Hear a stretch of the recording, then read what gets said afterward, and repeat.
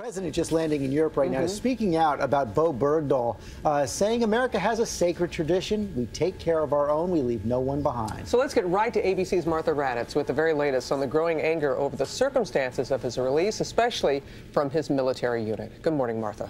Good morning, Robin. This morning, Bergdahl remains hospitalized in Germany in stable condition, suffering from malnutrition and receiving psychological counseling after 5 years with the Taliban. But Bergdahl's transition home could be especially challenging, given the storm of controversy surrounding his release and his capture. Bergdahl has yet to tell his own side of the story, but this morning, stunning accusations from soldiers who served with Bergdahl in Afghanistan. I feel like he deserted us. He knew what he was doing when he deserted us. It was premeditated. It was thought out. He was not captured. He was not forcefully taken off the base. He left on his own accord. Bergdahl, an outdoorsman and skilled marksman, enlisted in the Army while living in a small town in Idaho. He was homeschooled, and he also loved ballet. In the beginning, fellow soldiers say he was thought of as a good soldier, although different.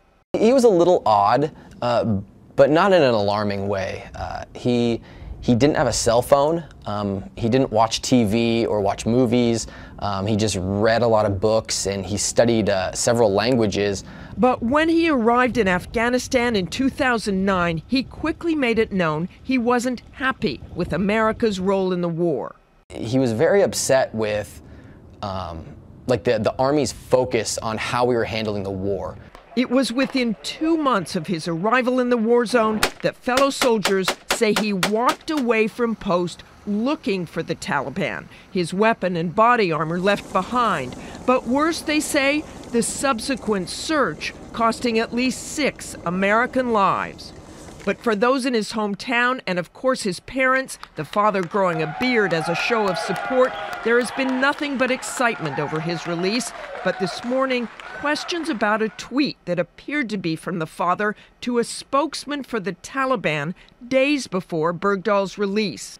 The tweet was later deleted, but days later, the parents were in the Rose Garden with the president. Fact is, they are the parents of Sergeant Bergdahl.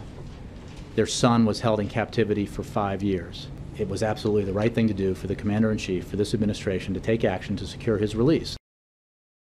And just a short time ago, the chairman of the Joint Chiefs of Staff, General Martin Dempsey, posted on his Facebook page that, like any American, Bergdahl is innocent until proven guilty. The military won't look away from any misconduct, he said, but that this was the last best chance to free him, something they would do for any U.S. service member held captive, he said.